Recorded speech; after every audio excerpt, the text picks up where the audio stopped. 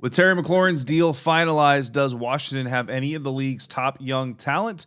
One site doesn't seem to think that they do. Then Dan Snyder isn't talking to Congress, but he is talking at some other people. And we look at where NFL experts rank the Commanders' front seven, all on this edition of the Locked On Commanders podcast. Your daily podcast on the Washington Commanders, part of the Locked On Podcast Network. Your team every day.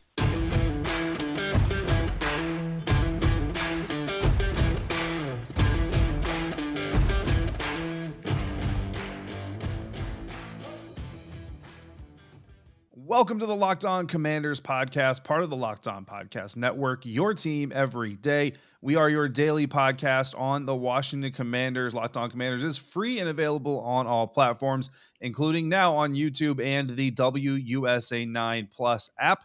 WUSA 9, your CBS affiliate in Washington, D.C., has a new streaming app that is a game changer for local news and sports in the DMV. So download WUSA 9 Plus app now for your Roku or Amazon Fire TV sticks.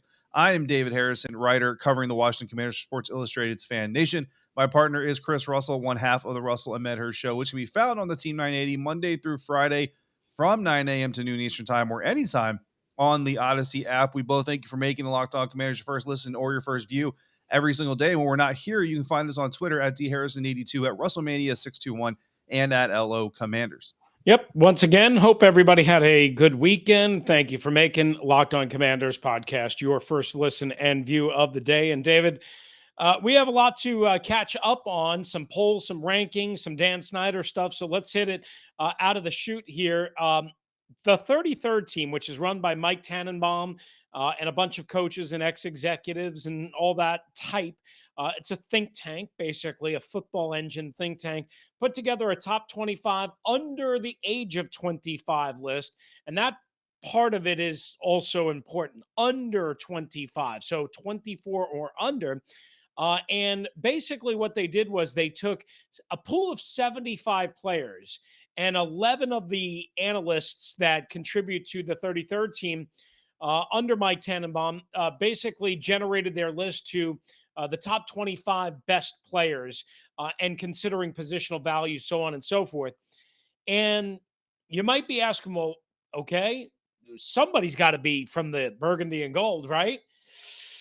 Did any Commanders make it? The answer is no. I mean, to be simple, Terry McLaurin is 26 years old, which many don't realize that he's that old. But he is 26. Montez Sweat is 25, so he doesn't qualify for under 25. But David, that means no Antonio Gibson, and that means no Chase Young. And does that mean that's a problem in your eyes? I mean, no, just there's a lot of young talent in the NFL right now, and for Antonio Gibson alone, it's going to be hard for a running back just in general, but especially when you're a running back that kind of splits duties. It isn't necessarily considered the best receiving back on your own team. And again, we've talked about this before, but one of the league leaders in fumbles, from the running back position last season, that's obviously a problem. So that's all those things are going to work against him. And then for Chase Young, I mean, the issues have been, they've been kind of cataloged, even during the stretch in his rookie season that kind of led to him winning the Defensive Rookie of the Year award. A lot of people kind of question if that wasn't kind of fool's gold, some good production against some substandard pass blockers and pass defense, or pass blocking. So just, there's just a lot of questions about these guys. I mean, there's some other guys that, Washington fans, probably love and would go to bat for. John Bates's name is obviously catching on a little bit more, I think, this offseason, and he was obviously one of the better rookies last year. But I don't think anybody would try to make the case that John Bates is necessarily a top 25 player in the National Football League under the age of 25. And then Cam Curl, I know a lot of Commanders fans love Cam Curl, and that's great. And hopefully he takes yet another step this season in his role in the defense. But to say that Cam Curl should replace any of these teams or any of these players that do appear on the list is hard when you consider the last player that is on the list. I don't know if this is the order they made the list in, but the very last player on the list is Jalen Waddle. And I mean, Jalen Waddle, has a long way to go to becoming, one of the best quote unquote wide receivers in the game just alone. But the impact that he made, on the Miami Dolphins early on in his career is very obvious. And then Devin White is the second to last name on the list. And you make the argument that without Devin White, the Buccaneers don't win a Super Right. Bowl and beat the Kansas City Chiefs. So it's pretty, it's more a testament, I think, to the talent under the age of 25 in the NFL right now than it is an indictment on guys like Chase Young and Antonio Gibson. Yeah, I mean, I think you mentioned it about the fumbles. Obviously, six total fumbles, four lost that led the NFL last year. That hurt him. Some injuries have hurt him. The lack of an explosive offense have hurt Antonio Gibson, and only one running back on the list as a whole, and that's Jonathan Taylor. And clearly, Jonathan Taylor is better. As far as Chase Young goes, I got to be honest with you, David. Chase has been on a bunch of these polls and lists and rankings. He was on like top 100 lists. I think he's got a long way to go. I You know, think, yes, of course, he had an impressive second half of his rookie season. Um, but he didn't do it against top-notch competition. We've talked about right. this. Outside of going against Trent Williams in one game, he didn't do it against top-notch competition. And when he did, the playoff game against Tampa, he was shut down by somebody who's not even regarded as an elite left tackle, completely shut down.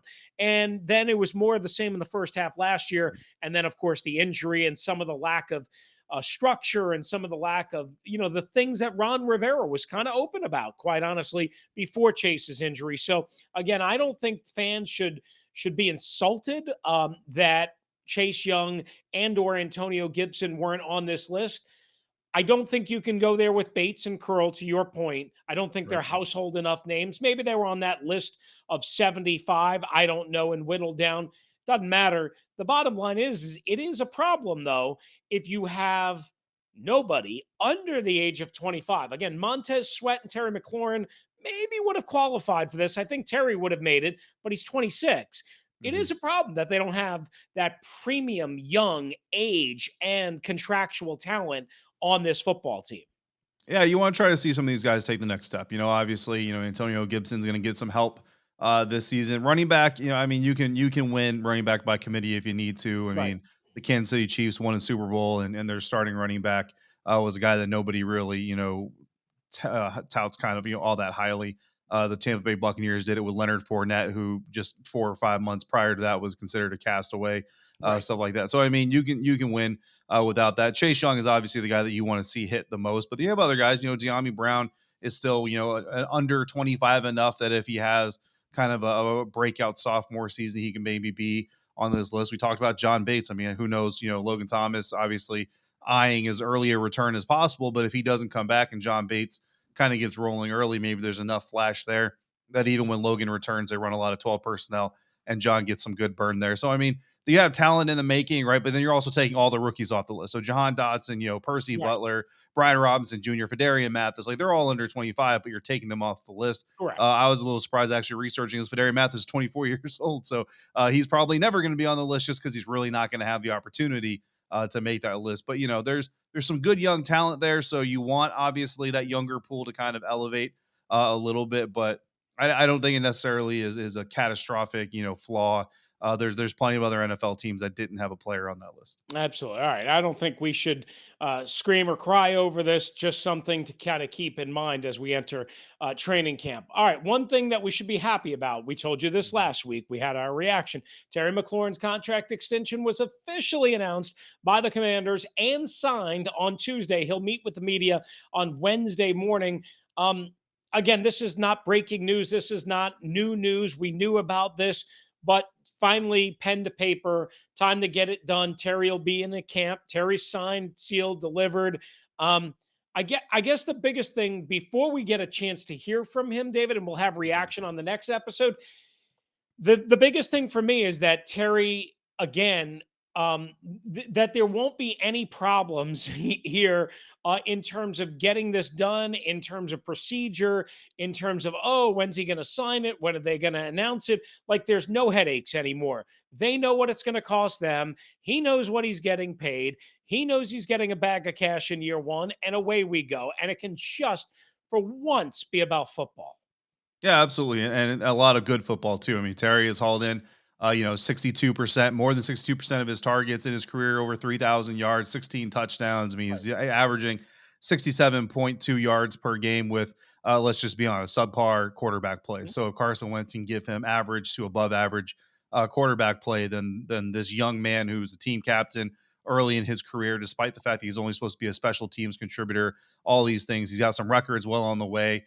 Putting his name, putting his name and his thumbprint here on the Washington Commanders franchise. So good to see them getting the deal done. I know Terry was happy. He shot a little video message with the team media there that went out, thanking all the fans for their support and all that stuff. And yeah, looking forward to hearing from Terry. And he'll get asked about the trade rumors, and he'll probably get asked about the ownership issues, and he may honestly, Chris, get asked about the Jack Del Rio stuff. I don't know. It won't come from me, but somebody may very well ask him about it as well. Either way, we'll be there on hand tomorrow morning or Wednesday morning to hear from Terry. Well, you'll be there. I'll I'll on be the there. radio, Locked on Commanders will be there you there. go. Half There of you us will go. be on the radio live, and half of us will be Exactly. at the organization. So I mean, look, we got it all covered, right? Maybe we'll have to pop you on live after things settle down and after you get your SI work and stuff done. But either way, that'll be interesting and good for Terry, and obviously good for the organization. You know what isn't good, David? For the organization or in general. The Washington Post. More stuff on Dan Snyder, especially when it comes on a Saturday, a 4th of July weekend. Even though it's not really new, it's always something. So we're going to tackle that next, right here on the Locked On Commanders podcast. We'll do so thanks to our friends over at betonline.net, your number one source for all your betting needs and sports information. Find all your latest sports developments, league reviews, and news, including Major League Baseball season, which is ongoing as we speak. BetOnline is your continued source for all your sporting wagering information, including live betting, esports, and scores. And betonline.net remains your best spot for all your podcasts and news this season. BetOnline.net is the fastest and easiest way of checking on all your favorite sports and events, including MMA, boxing, and golf. Head to the website today or use your mobile device to learn more about the trends and the action at BetOnline, where the game starts. All right. From the people who invented healthy and tasty combined into one comes the latest gift to your taste buds, and that is the Coconut Brownie Chunk Built Bar. And guess what? Your friends have given Coconut Brownie Chunk at Built the Puffs treatment. That's right. The Coconut Brownie Chunk Built Bar flavor that you love in a delicious, chewy marshmallow covered in 100% soft and easy real chocolate, like a fluffy good cloud of coconut brownie goodness. Oh, it's so good I can't even say it right, and I can't even read it right. But trust me, it's good. I have usually one of these on the way in to Washington, D.C. now every morning because I'm a big-time commuter now. And you can start drooling or stop drooling and just listen. They're good for you. They're low in calories, low in sugar, high protein. They're all delicious. Coconut Brownie Chunk Puffs are only here for a limited time. So go to built.com and make sure you don't miss out. They're going fast because they taste amazing. Trust me, they are awesome. All Built Bars are made with collagen protein, which helps your body absorb more efficiently and provides a ton of health benefits. You know the deal with Built Bar. They've been partners with Locked On forever. They are the best. They are a great way to get your day started or a great way to end your day. Instead of that sugary, disgusting bowl of chocolate ice cream, grab yourself a Built Bar or a Built Bar Puffs, especially the Coconut Brownie Chunk. Yes, they are available for you right now at Built.com. Use the promo code LOCKED15 and get 15% off your order by using the promo code LOCKED15 at Built.com. All right, thanks for making the Locked On Commanders podcast your first listen and your first view. If you're watching along on YouTube each and every day, either way, we appreciate you. So, David, the Washington Post did a congressional deposition recap on Saturday morning and got blitzed by Dan's corporate spokespeople, Dan Snyder's corporate spokesperson. Basically, what they said was Dan claims that he's a hands-off owner, has claimed that, and instead, actually, he was hands-on. Now, to spare you some of the details, they cite a couple of the deposition quotes and discoveries that they had with Brian LaFemina and other people that testified under oath. And they said, basically, no. Dan is hands-on. He was much more involved than people realize. I can tell you this. When I worked inside the building for 5 years, Dan never walked inside the building. Only once did I ever see him inside the building. And trust me, I was watching.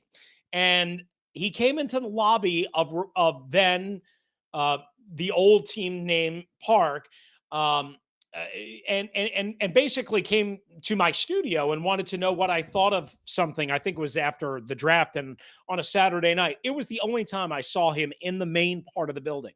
So I think when Dan was saying that he was hands off, I think what he meant was I didn't go to people's offices and threaten and intimidate them and harass them, me personally. But what he did was he fostered a culture that was allowed, and that was basically what people did and what the environment was. And I lived that for 5 years, and I know people lived it for more and shorter and in different ways. And I'm a dude, right? I'm not a woman who, is being ogled and looked at in a certain way because of how I'm dressed or because of what I might be able to add to a client's portfolio or whatever. It was a mess. And if Dan is going to say, I'm hands off, others are going to say, no, no, no, no, wait a second. You were hands on because you did this, this, and that. But then the key thing was that I took, and this was just me, and I don't know how you feel. Dan Snyder's spokesperson issued a statement. And this was more damning, David, than anything else that was reported in the Post that day or even recently, quite honestly. He said, or she said, despite Mr. Snyder's continued apologies and regrets for the historical problems that arose at the team, the Washington Post goes out of its way to assail his character and ignore the successful efforts by both Dan and Tanya Snyder, together with Jason Wright and Coach Ron Rivera, for over the past 2 years to bring about a remarkable transformation to the organization. The Snyders will continue to focus on their league-leading fight to bring greater respect and much-needed diversity and equality to the workplace in the face of constant and baseless attacks from the media and elsewhere. So I had two problems with this, and I'm going to let you go here. I think by grouping the Washington Post in together is kind of a slap in the face, honestly, to the reporters who have done yeoman's work on this. Will Hobson, Liz Clark, Nikki Javala, Sam Fortier to some degree. They're just doing honest to God reporting. And David, I don't think they should have been lumped in with, Sally Jenkins or maybe some editorials that have run in the Washington Post, which is a very influential newspaper. They all represent the Washington Post, so I'm not, organizational reputations follow the individual who belong to the organization. That's pretty normal. I don't, well, it's probably not fair, like you said, but I don't necessarily worry about that. To me, it's just laughable, that through a spokesperson or not a spokesperson, that Dan Snyder would try to play himself off to be a victim in this whole thing, like he's just some innocent person being bullied by the big bad media. Look, the bottom line is that this is a story because things are coming out and things are being said and things are being accused, or the Snyders or Dan specifically is being accused of things. Now, there's one of two ways this is going to go away, and I actually wrote about this for SI.com. You either prove that the accusations are false, which my level of common sense says that if he could prove that they were false, he would have proven that they were false, or you own up to it as much as you can. You take your medicine and you move on from it. Now, what everything that's being accused, I think the take your medicine part of that quote unquote involves probably losing ownership of your team, which is why I think Dan Snyder is holding on with every thread that he can grab onto to not have to answer for these things. But look, nobody is ignoring the good work that is happening. Nobody drags Jason Wright through the mud for this stuff. Nobody drags Ron Rivera through the mud for this stuff.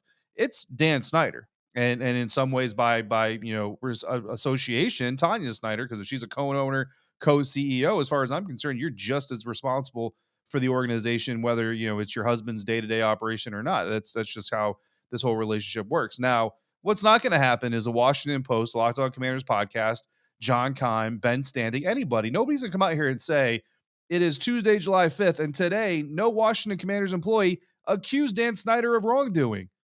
More at 6. Like that's not going to happen. Okay, like you want the team is not. Nobody's ignoring the remarkable transformation to the organization. In fact, when people talk about this team being put on the right track, credit is given to who? Jason Wright and Ron Rivera. That's who the credit is deserved to be put upon. You don't get credit because you got caught doing wrong and then you decided to put this whole thing back on a right path to try to cover it up. And to me, it makes it more clear now, more than ever, what Dan's intentions are. Dan is trying to pile up a bunch of B pluses and A's and A minuses and all this stuff in the public eye so that as these F's keep coming to the surface, He can point to some of these A's and these B's. But here's the thing: nobody cares about those because there are very real victims involved in some of these accusations that you've done in violating people's privacy, violating people's personal safety, personal spaces, their independence, all of these things, and just an ethical. And then you have the toxic workplace environment. Like these accusations go well beyond just a boo boo or a snag here or there. You're talking about very, very serious accusations against very real people. Those people exist. Those people still exist to this day, whether they work for the organization or not. So I'm happy if the current employees of the Washington Commanders franchise have a healthy work environment. Certainly hope that they do, and I'm certainly happy that they do if they in fact do. But the ones who didn't still deserve accountability. And that's what this is about. So all the good deeds can be done moving forward, and that's great. But all the bad deeds that happened already need to be accounted for. And until Dan Snyder accounts for them in his way, it's not going to happen. It's not going to go away. It's not going to go away. It's not going to go away anytime soon. And quite honestly, it shouldn't. And they cited constant and baseless attacks. Constant, they might be right about. Attacks and baseless, I don't think so. There's a lot more that we could add. We'll certainly sprinkle it in I because mean, there's maybe stuff with it. constant from the Washington Post, but Chris, we wouldn't be talking about this right now if Dan Snyder didn't release his statement. Well, So I mean, again, exactly. we're receiving information and reacting to it because again, that's our. I know we're already getting comments of people say they don't care and they don't want to hear. And I understand that, but our job is to cover this franchise, this organization from a holistic view, and the owner's actions and behaviors and the unresolved issues from those behaviors and those actions is part of this organization. So that's part of the holistic coverage of this team that we have to provide. Absolutely. And if you're going to take shots at people, you probably should take shots directly at people by name. Jeff Bezos, you got a problem with, he owns the Washington Post, take a shot at him. Sally Jenkins, so on and so forth. If you're going to come out with a statement like this, come out and just be totally transparent. But Dan wasn't. He took a couple of shots at some unnamed people. All right. Coming up next, we will discuss the Washington Commanders front seven. Where does it rank? We'll have the maybe surprising answer for you. But first, we tell you our friends at Rock Auto and rockauto.com are the place to be, the place to go, the place to shop for all of your auto parts needs, whether it be for a car, truck, foreign, domestic, new, old, vanity, or major, like a fuel pump or water pump or whatever you might need at whatever cost level. RockAuto.com is going to save you money, and they're going to save you the harassment, if you will, in a different sort of way than what we normally talk about on this show. The harassment of going to a big auto parts superstore or a factory auto part dealership and having to pay top dollar and having to get run around because you're not their buddy, Lenny, the mechanic down the street who buys in bulk and buys in volume. Rock Auto is a family business serving do-it-yourselfers like you for over 20 years. So if you're a little bit handy and you want a great experience and you want auto parts for your car or truck at a good price, you go to rockauto.com. That's rockauto.com. When you go to rockauto.com, see all the parts available for your car, truck, right locked on. And how did you hear about us box? So they know we sent you. Amazing selection, reliably low prices, all the parts your car or truck will ever need at rockauto.com. Final segment here on the Locked On Commanders podcast. We can get away from that noise and get on to a little bit of a different noise, Chris, and that is the 33rd team, which we've covered some of their lists and their tier rankings here extensively on the Locked On Commanders podcast, ranking this time the best front sevens on NFL defenses. And the Washington Commanders, you got a lot of tiers in this thing. Tiers one, I think there's 7 tiers, which means they kind of go through, really diversify how they break these down. And I really like them. They've got the elite tier one that kind of does everything. They pass, they get after the passer, they stop the run, they get turnovers, they make big plays, they do a little bit of everything.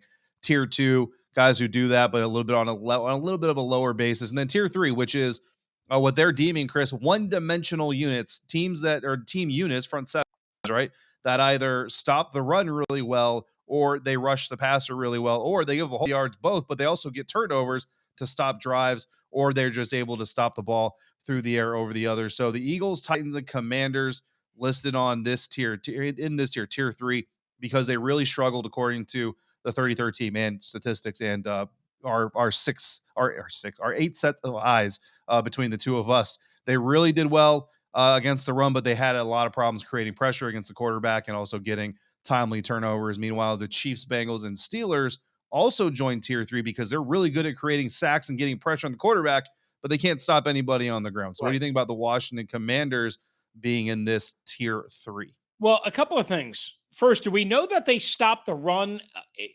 well because they were really good at it? I think it was eighth in the NFL, or because they were really bad at stopping the pass and teams chose to pass more and had more success in that way. I mean, it's kind of like an either or, chicken or the egg type situation. I mean, I'll give them credit. They were good statistically stopping the run.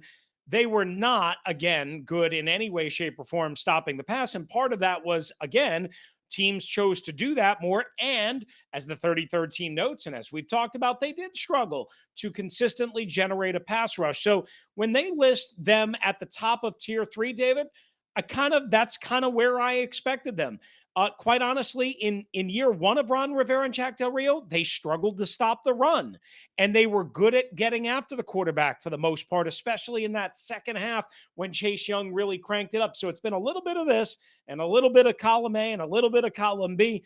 But here's the thing that I would ask No. you: like, for all of the investment of talent, first round pick after first round pick, 4 years in a row, Jonathan Allen, Deron Payne, Montez Sweat, Chase Young, 4 years in a row.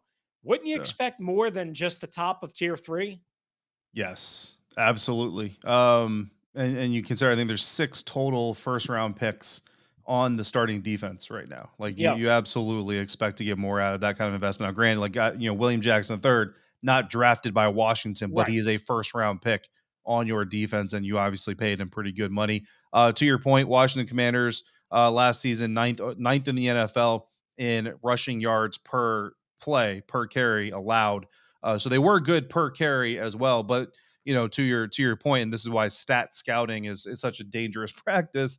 How many of those runs were burning the clock, and obviously they're going to run the ball so we can stack the box. Like there's little nuances to all stats that you can take away from it. But to me, just from watching the team, it looked like they were better against the run than the pass for a lot of obvious reasons. A lot of those reasons come down to communication, and I am happy to report that so far it's very early and the competition isn't live, so we still have to see a lot more. But early on, anyway, it does look like the communication on the back end of Mhm. the defense from the middle, Cole Holcomb, getting the defensive line set, getting the secondary set, and the secondaries discussions between themselves seem to be fairly effective. And any deep balls or even intermediate, open, middle parts of the field, you usually have a Washington defender in the area, even if the pass is going to be completed. So take that for what it's worth. Huge grain of salt. Haven't seen him in pads yet. So I mean, it's the best we can give you right now. But I'm not surprised to see them in tier 3. But yeah, you need to see them higher than that. Tier 2, tier 1 is where this team, this defense is expected to be. You go to the expectations from last season, and if those expectations are met, that's where they are this year. So once again, those expectations, it's not even so much now an expectation, it's more so of are you actually going to deliver on your potential, or are we going to start talking about it's getting near time for this whole thing to be redone and dismantled? Will it gel together? That is going to be a big question that we are asking as we head towards training camp. Good stuff there.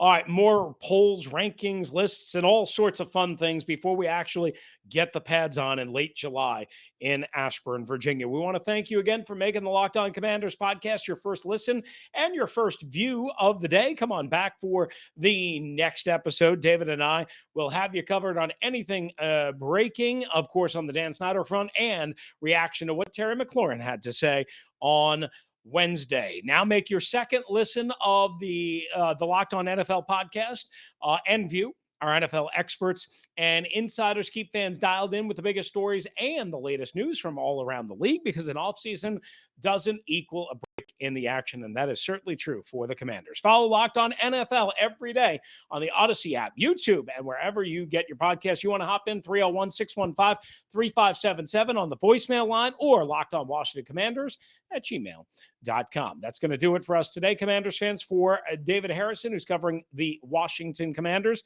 for SI.com's Fan Nation, I'm Chris Russell of the Russell and Medhurst Show on the Team 980. We are free and available on all platforms. And we'll be back right here on the Locked On Commanders podcast.